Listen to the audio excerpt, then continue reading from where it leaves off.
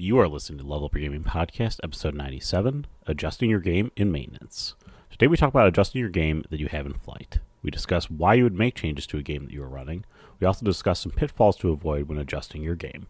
If you'd like to participate in the discussion or leave us feedback, you can contact us at levelupyourgamingpodcast@gmail.com or find us on Facebook at facebook.com/levelupyourgaming. If you like the content and want to hear more of the show, subscribing will ensure you don't miss an episode. New episodes come out almost every Wednesday. Also, please review, tell a friend about the podcast, or share with your gaming group. Now sit back and enjoy the episode. Welcome to the Level Up Your Gaming Podcast. My name is Aaron, and joining me in person once again, his stories seem so well crafted because he tunes them up, Jared. Yes, I do tune them up. Tune them up a lot. How you doing today, Jared? Not bad. Yourself? I'm doing great. I can't complain. It's pretty good. Good. Yeah. Very short. Very brief short today. Brief, to the point. And as you may have guessed, tuning them up, we're going to be talking about game maintenance and specifically adjusting your story in the maintenance mode. So we talked about the two game maintenance modes very early on in this podcast. The development phase of your game, and then in planning a game V2, we talked about the maintenance mode of a game and how you sort of work your way through the game. And what actually inspired me to talk about this adjusting games during the maintenance mode is in my current game right now that I'm running and the adjustments that I have had to make as time has gone on. Because no matter how well crafted something is, your players are going to do stuff in the game, and you need to adjust how people are reacting to those things, or how events have now changed, or what you've totally overlooked something in the game and you need to, clean it up or fill it in. So that So for those of you who are joining our podcast a little bit later, maintenance is a process in which you are throughout the weeks as you are going through a game, that you're taking some time. Typically, I say a good hour a week. I do a lot more. But if you take some time during the week to make adjustments, widen your world. If, for example, let's say everyone's hitting their plot points, game is going exactly as you say, or as you had expected, all plot points are hit, and you got nothing to tune up for the week, use that maintenance period to expand your world, maybe dive into a little bit something else, do some creative fun work with another game. But it's always good to be, looking over. Maybe just take that hour to look over everything, review it, make sure you're all good for next week. But if you are finding that throughout the course of your game, it's not hitting expectations, whether or not those be, the players are a little bored. It might be that your music is just shittily timed, or not right for the scenes. Some of them are going to be minor. Some of them are going to be major. The minor adjustments, literally, and the funny thing is that everyone has their own views on minor versus major. I typically do it by time it takes me to correct. Because if, let's say, for example, I made something and didn't fill in the connection point,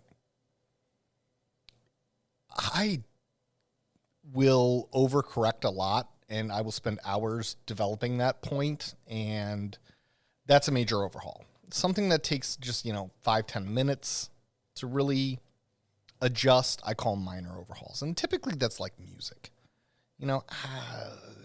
Really the scary music, they've heard it a million times, doesn't really get them scared anymore. So you know what? I'm gonna dive in and I'm gonna make that minor adjustment. Minor adjustments will go, pretty well, pretty fast. You really shouldn't have to worry about much. It's the major adjustments. So the first thing I'm gonna warn you about is overcorrecting, because I do that. I've done it in the past. It's where you get out of game, oh my God, this is going so terrible. Based off of zero data. Because remember, Aaron and I will always encourage our listeners to engage in constructive dialogue with your players. At the end of session, how did it go? Are you guys still enjoying the game? Where can I improve? Where am I hitting it just right? And remember, when doing that, you got to steel yourself just a little bit. There are a lot of friends out there that are good friends and will deliver you constructive news. But trust me, even as a person who's like, oh my God, constructive news, that's so helpful, it still pains a little bit. Trust me, it just does. I don't know why. There are certain things that you never just want to hear. You never want to hear bad news. You think this is a great piece, or like they're going to think this part of it's not good, or yada, yada. And it's tough because, like, if you're a good friend, you might not want to give the criticism. Yep. Okay. And, but at the same time, you have to trust that your GM, if they're asking for it, is willing to hear it.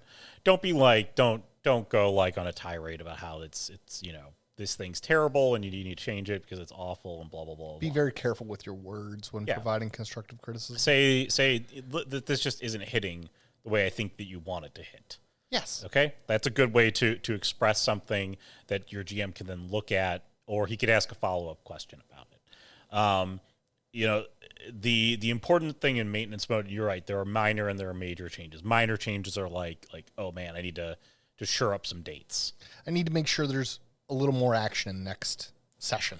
Or this session was really heavy with dialogue. I want to make sure there's a scene in the next session. And Jared's right. If your plot points are being hit, the only thing that you need to really focus on and make sure that you're doing well is making sure that all your scenes are crafted very well. Now, the likelihood is that and I don't want to give away a ton of what's going on with my game, but one of the reasons why this topic inspired me was a major thing that I thought you guys were going to do in my game, you didn't do. Really? Oh, yeah. I thought we've been hitting plot points like nobody's business. Oh, you did. I thought don't get me wrong. We've been excellent puppets. You've hit plenty of great plot points. You've done some things great. So again, I'm being very ambiguous here with it, but there is a bunch of information that I put in there that I put together, and I thought, oh, this will definitely be a path of investigation in the game, and you guys didn't do any of it, or you guys did very little of it. And I was like, boy, that was a lot of time that I invested into that there, and I didn't have enough of the other stuff rounded out in the game or other ways to figure this out. So when you started going a different direction, I was like, I need to make sure that this information can somehow channel to you in the routes that you are going. Yes. That's a great correction. That was a correction in that boy, they're tackling this in this way. I need to make sure that they're going to be able to manage this in this manner here. So again, and this is a bigger game that I've done. It's been a lot more fancy dancing with this game as a whole. You guys have hit major plot points. You guys have done a lot of the things that I really thought you were going to do, and I didn't have to fancy dance around a lot of it here. But I'll go back to the question of Gary talked about his little world that he built. Okay, how many maps do you have? I chose to go map light. Okay, yes. In this regard, because I didn't want to have to build this massive world. I put you guys in New York City. It's not a small place, obviously. So to have all these maps together was kind of like, what are you guys getting out of it? Like, am I getting anything good out of it?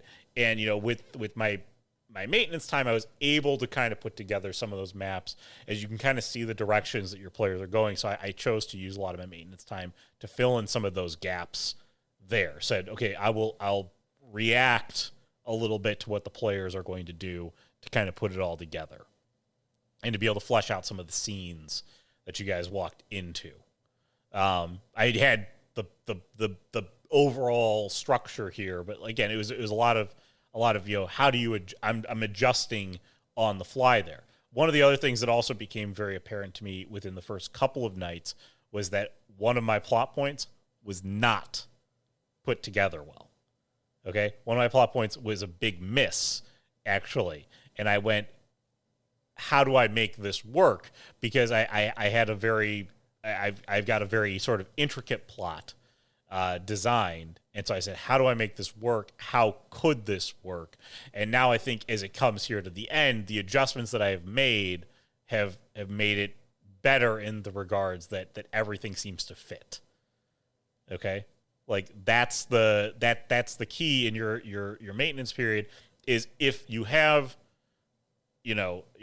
how does the bartender fit into this scenario? Okay, that the players talked to 3 nights ago, and that was an assured path of direction that they could go. How does it fit?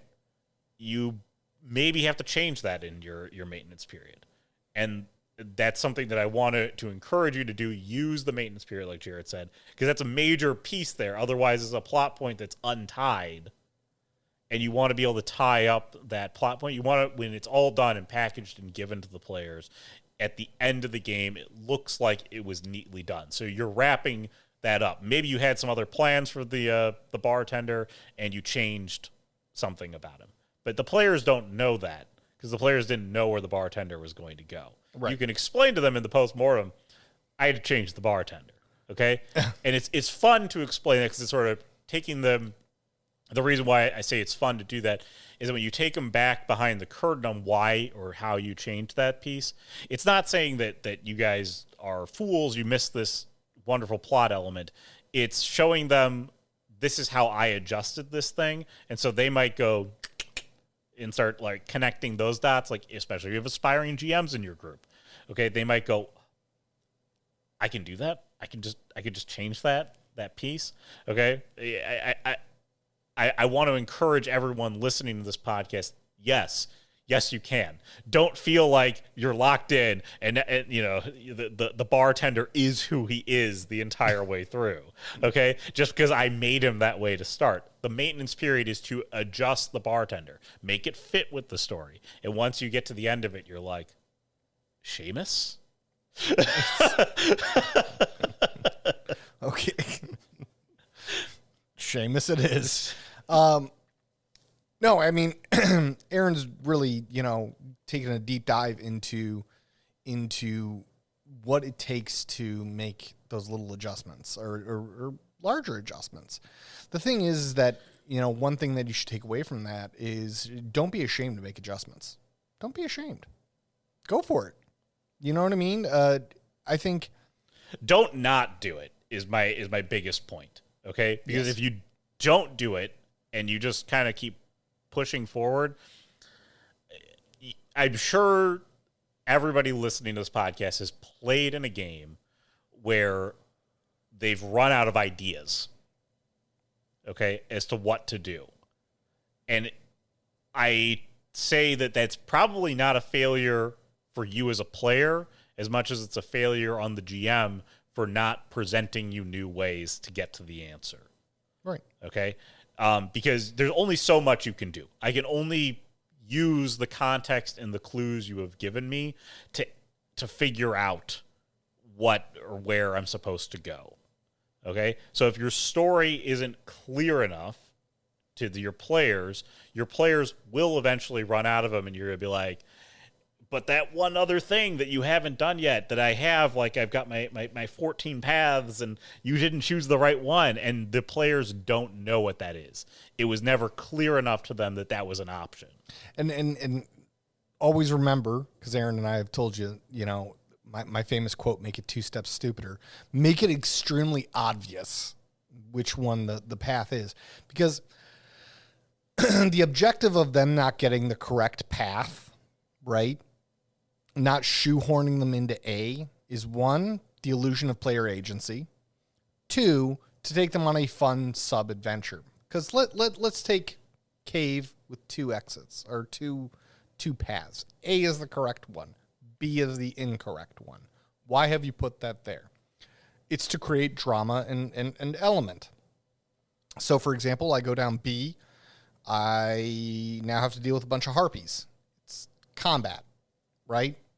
I intended it to be there to create the drama, because if they go down path A, you know, they don't get bats. They actually just get a couple of traps. It's, again, the illusion of choice, which I know is a very controversial topic. But to be perfectly honest, this is something that I've done for years. It's the illusion of choice. But if you find yourself, you know, coming up to path B and you're like, I have no clue why I even included this, you know, is it does it ignite any drama? Is it because my players need more experience points? Well, guess what? No matter what path they went down, it goes down B first. Path B doesn't have to be the only, like, you don't have to turn path B into the answer. You don't. Okay? I'm not suggesting that you have to do that. Like, No. you could say that, again, if the players are clearly given there's path A, B, and C, and they choose B, and B is not the right path, you don't have to just turn B into the right path. You don't. Okay? Now, if they go down B, and out of your combat spawns I always call these like how we use the term red herring a lot in our games. Okay, they're red herrings, these other paths. Okay, and the problem is that a red herring to a player is not apparent that it's a red herring unless you slap them in the face and say it's a red herring. Okay. Sometimes it isn't, and sometimes the correct answer needs to be slapped in the face. But one thing that I always push is when you've got your 14 paths, what is the value? What is the value earned? Is it the experience? Is it something that changes the characters, the players? Is there a lesson learned? Is there something they're walking away from? Look at basic storytelling. We tell about, you know, path B because it's the false, you know, a lift before the player learns, or the character learns something about themselves, grows, and then selects the correct path. Yes. Sorry. Continue. I want to jump in because I'm like excited, but Yeah, it's about, you know, growth in that matter. But I'm going off a little off topic. So when you are looking at those adjustments, what Aaron, I believe, is trying to say is that you don't always have to make adjustments just because something appears to be going wrong. But you do have to verify when things are going wrong. So, for example, in a time for adjustment, if you've made 14 paths and players go down path, you know, 1, the correct one is 14. They went down 1. Incorrect, come back out, go to path 2. And they're literally systematically going through it. If your players are having a good time, no adjustments necessary. Let them go through 4, 5, 6, 7. But read that. But read the room. Yes, read the room, because players don't know the path 12 is the right path. Okay? Unless there's a fucking sign that this way to the dragon's lair. Yeah. Players don't know that path 12 is the right path. But if they go through 4 of these paths and now they're getting exhausted, path 5 becomes the right path. Okay? Yep. That's what you got to look at is are my players, am I reading the room? Are they getting frustrated? If they are, this is where you make a maintenance adjustment. Suddenly path 14 becomes path 5. Because clearly at path 4, my players were like, holy shit, when are we going to find the, you know, Timmy yelled out, when are we going to find this fucking dragon egg? The other thing, too, is that are all paths resulting in the same result? Okay? This is very important, because if all of your paths are resulting in the same result, then Jared's right. Why did you create 14 paths to begin with? Okay? Unless multiple of those paths can bridge into the shorter paths that get you to the answer, maybe they do. Okay, and again, a better example of this would be, I didn't create 14 paths. I created 3. My players found 14. Okay? I love that. That's more likely what you're going to run into. Okay? Is that you've created 3 simple paths to get you to the end. Right. All right? But your players discovered 14 ways to do the damn thing. Okay? I love when my players find out. And your 14. players chose some other ways. What you have to think about in maintenance is the direction that they are going right now, okay? If that is an option, if that's a way that they're going to do it, does it make sense, number one, for me to start presenting information to get them onto the right paths? Meaning, are they doing the right things to earn the information? Yeah, are they putting in enough sweat and brain power? being like, this is to be rewarded. Because, like, is this a clever thing to do? Okay? Or are they just murking everybody in town until they find the villain? Okay? Then I still have maintenance because I have to adjust because you're murking everyone in town. Someone, a messenger boy ran to the city and alerted the fucking guard. So now the entire city guard is coming to the small offshoot neighborhood. You now have a very different story. Very different story, but we also have to remember about consequences. Consequences are so key. Because I hate when people, just murk their way to the answer. But maybe the players have caught on to, like, again, a good example is to be murder mysteries. One of the very first murder mysteries I told, Jared went into talked to a police chief, went into their criminal database, and he found somebody who had committed crimes in the town. Okay. And he's like, that's the guy. Okay. And I skillfully in game presented him with a picture, because at that time in the world, we had to show pictures of people to show that they were important or not. It's funny how we've abandoned that. But I showed him a picture. I found a picture while he was talking me through what he was doing, and I showed it to him, and he's like, that's our guy. Oh, yeah, because you picked an insidious looking motherfucker. He's like, I know that's our guy. That's our guy right there. Jared and them went towards the guy. I knew this was not the guy. This was a false path. Okay. But the players had discovered this path, so I let them go down it. But I let them know after they investigated, after they did their stuff there, I sort of let them know. And again, this comes down to the red herring part of things, which is, I said, this is about as far as it goes. Like, this instinctually because you are investigators. It's yes. Roll the dice. The dice tell you that as trained investigators, this ain't the guy. This isn't the guy. But I also gave you sort of a win from that as well. Right. That was an on the fly maintenance thing that I did. Great. There. Okay, but that's something that you might have to do as a GM, or the players might go, I'm going to go buddy up with the police and get the police database, or I'm going to go buddy up with the city guard and talk to them about their insidious people in the underground underbelly of the world. And you go, I didn't think that was a way to catch this guy, but that makes sense. That's total sense. Okay, when you get into your maintenance mode, you might go, that makes a lot of sense. I could shut down this path because I've got A, B, and C, and those are great paths. Or I could say, that makes a lot of sense. Great player ingenuity. I'm going to start delivering information. Maybe not all the information, but I'm going to start delivering information in this way. This could be a way that the players give me more. I will make more to this story effectively. Yeah. So that's what your maintenance mode is all about. Is it's cleaning up like, boy, my players decided to do it this way. Well, does it make sense for any of this information to be delivered in this manner? Does it make sense for any of the players to run into this information in this manner? If not, how do I divert them off of that and get them back onto one of these other tracks that does deliver them solid information? How do I show them that there's a fruitless endeavor? Maybe going into the mountains to find some sword that they heard about doesn't help the story at all. It doesn't help them at all. The sword doesn't exist. Okay, but your players are dead set on doing it. Like, I might make a maintenance thing for that. Okay, you go up there and there's a troll. Like, oh yeah, that was a bad choice. This damn troll's been spreading rumors, and now he's eating all the explorers who come up this way. That's how this rumor got started, and that's why we thought we'd go into the mountains to get the sword. And they come back down and they go, oh, that was a great time. Foolish us. We shouldn't have really trusted a troll. Oh, we killed a troll. We killed the troll, and now they're back. All right, so how do we get back on track? And so then they've got your other paths there. But if they go, I'm going to talk to the, I remember I saw some foot tracks. I'm going to go talk to the cobbler. And you're like, never thought of that. I didn't think that they were going to talk to a fucking cobbler. Okay, so maintenance period. So you get to the end of your game and you go, okay, I got to figure out, what does the cobbler know? Does the cobbler have this information? Can the cobbler put you back onto one of these tracks that gives you the information? Does the cobbler look at them and go, it's a shoe? Yes.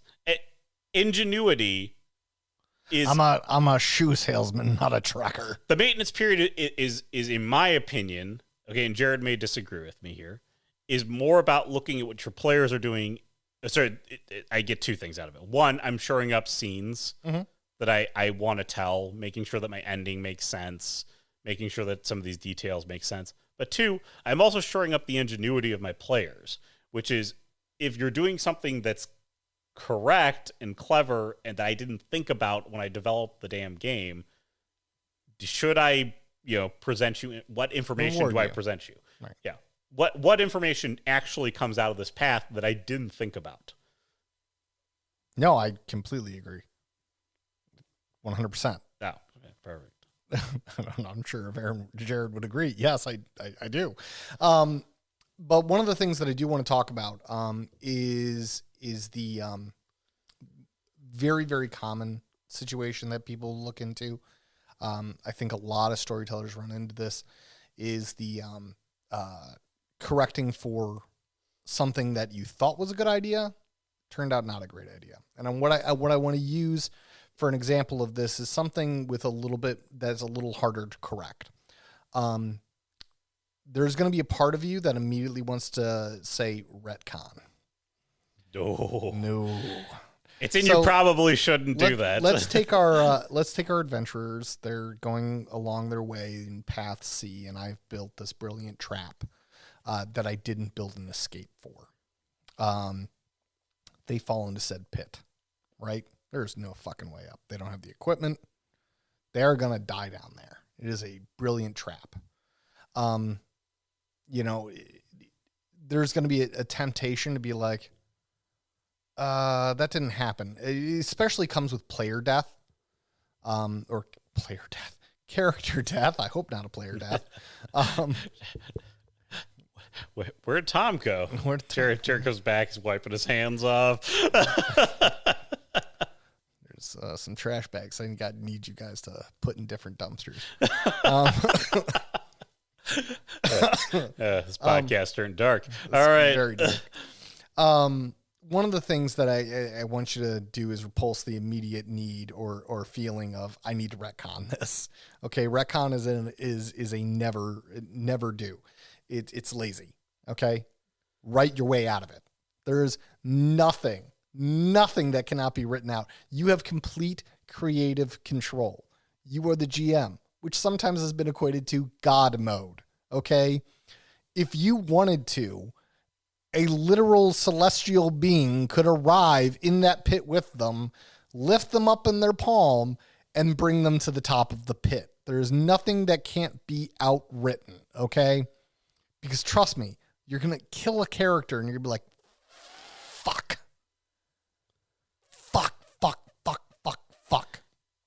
Now, whether or not it's the player's reaction, right? They were pissed. You did not think they were disconnected with their character, and they stormed out the house. Going to be tempted to retcon, right? We're just going to pull it back. No. My recommendation, talk to the friend. First off, shore up your relationships, okay? Let's be fucking honest here. The first thing is maintaining the friendship, okay? Even if that means, like, this game has to end completely. I would end a game completely before I retcon something, all right? I would say, guys, this game's... I'd be honest, guys, we gotta, if no one can see me, I forget that sometimes, we gotta cut this off. Aaron is pissed and we're just going to start a new game next week because I fucked up. I would rather do that.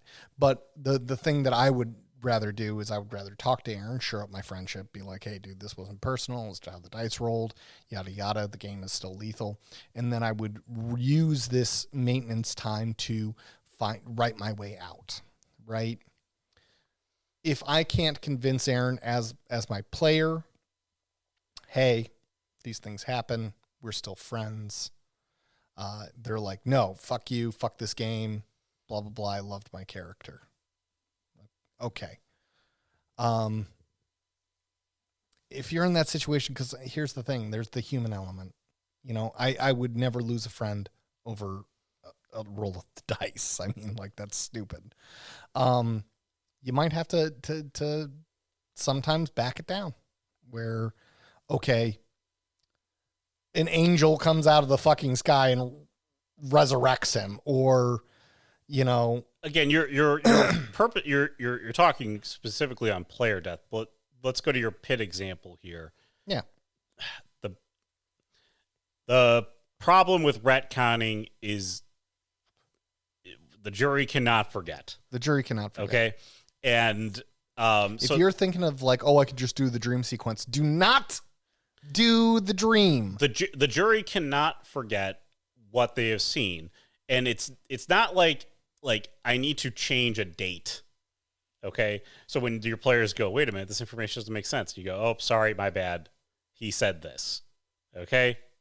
Like, that's different. That's different. Okay. Because you might not have, I don't care how well prepared you are, you're very likely not to have everybody shirt up with the exact same information. Happens every time I do a damn game. All the time. All the time. There's always somebody who's got one. I changed something and I forgot to link it back to the other character, and now they've got the wrong information. They say the wrong thing, and you got to be able to just be open and honest about that thing. That's different. Okay, yep. That's retconning a piece of information, a date, yada yada. That's a whoops. That's an oops, my bad, inconsistency from the GM, brain fart. Okay, this is a scene happened. Players are now in the pit. Okay, I can't just be like, scene didn't happen. We're just gonna go back to the top of the pit. Now you know the fucking pit's there. Yeah. Okay.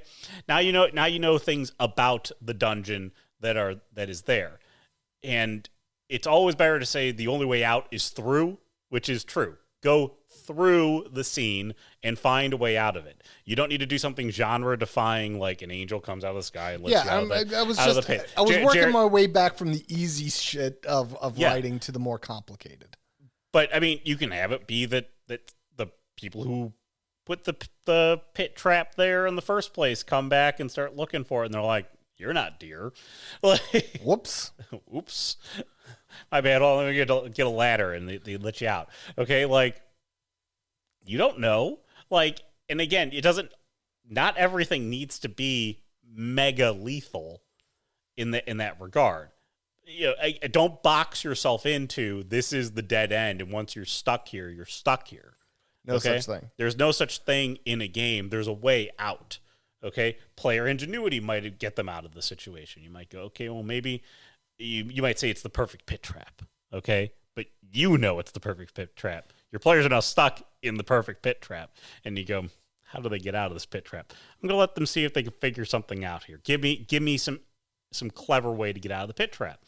Okay, they start looking for things. Maybe there's some inconsistencies. Maybe there's a way to climb out of the pit trap if they all work together and kind of work like a barrel of monkeys and, you know, chain them their way up. Hey, okay? That's a way. And they get themselves out of the pit trap. You give them a way out of the pit trap. Okay, I don't care if you thought it was the perfect pit trap. They don't need to know that. To be perfectly honest, as a storyteller, there's many times I've been like, oh, that was too fucking perfect. There's no way the fucking out. And my players have outsmarted me. You know, 4 brains against 1. They sometimes win. The worst is when it comes down to plans. Like, you watch your players plan stuff out. Okay? Like, I do this all the time with Brian when we plan stuff out, and I look at Brian, and I look back at you, and I go, our plan's too simple. Jared's going to be like, this is never going to work. Okay? Hush it. And so, like, again, you know, you say we outsmart you sometimes, but, like, I always feel like our plans are too simple. Like, how are we outsmarting you? But again, a lot of it is reaction to the it's also perception. Yeah. I look at things a certain way. You look at things a certain way. Brian looks at everything through math. The beauty of being the GM is, again, this is why the player screen exists, is because the players don't know what you have behind the screen. Yep. They don't know if you're holding the royal flush. Okay? You're playing poker with your players. They don't know what you've got. Okay? So steal your poker face, and when the players do something that you think is cool, be ready to adjust your story, because you might go, that makes for a better story. That makes for a better scene. I made this pit exactly 30 feet, which I knew, calculated out with all my players put together as a chain of monkeys. They could never escape. Guess what? That pit can now be 25 if you're like, fuck. Yeah, you go, they don't know how big the fucking pit is until they goddamn measure it. Exactly. Your players don't know what's going on, which is why the maintenance period is so useful to you as a GM. Use it. Yeah. Use it, because you must you must adjust.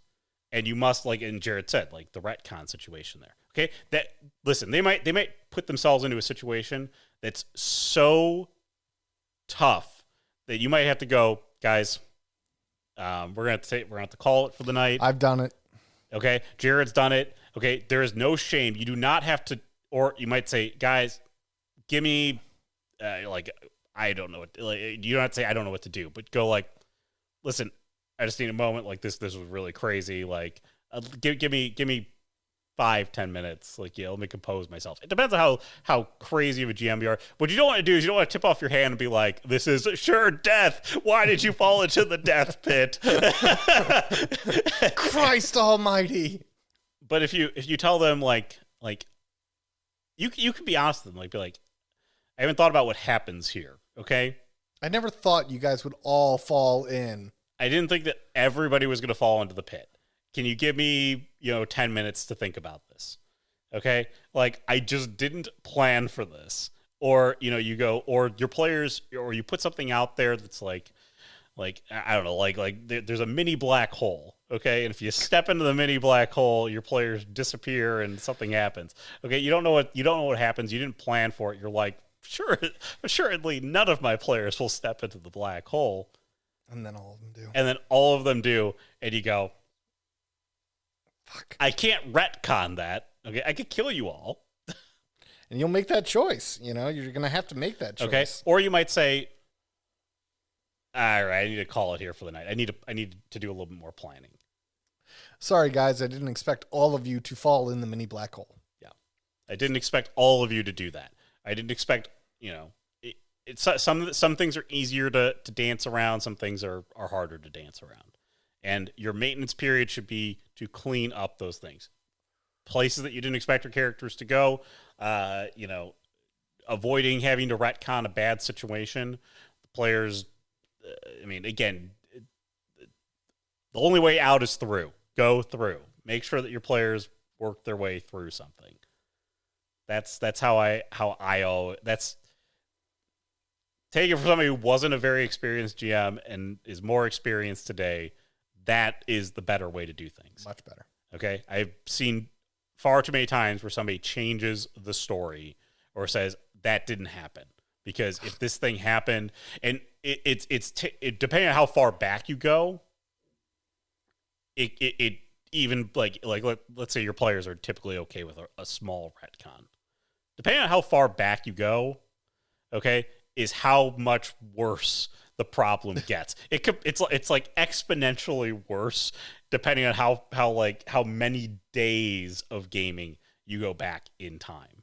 Okay? And you can never reboot a game. Don't reboot a game, don't redo those are all forms of retcon. Like don't get through the first night and go, this didn't go the way I wanted it to go. Oh my god, I've done that so many times.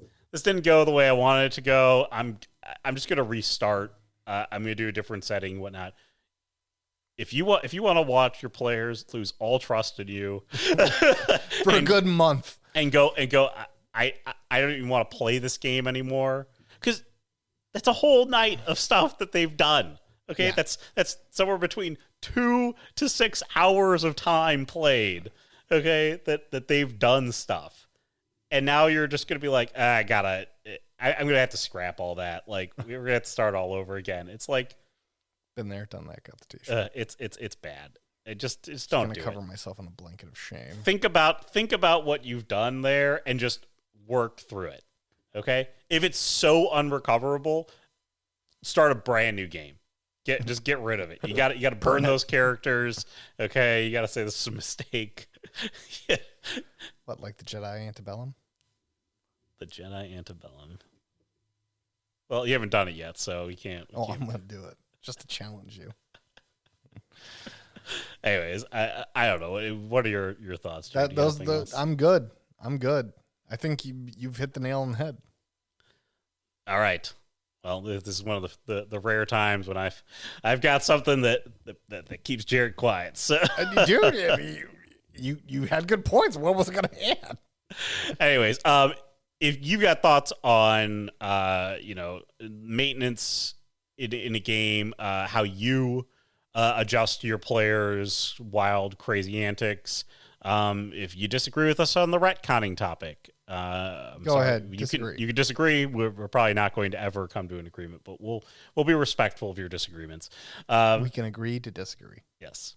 Level Up Your Gaming Podcast at gmail.com or facebook.com/level up your gaming. You can contact us at both of those.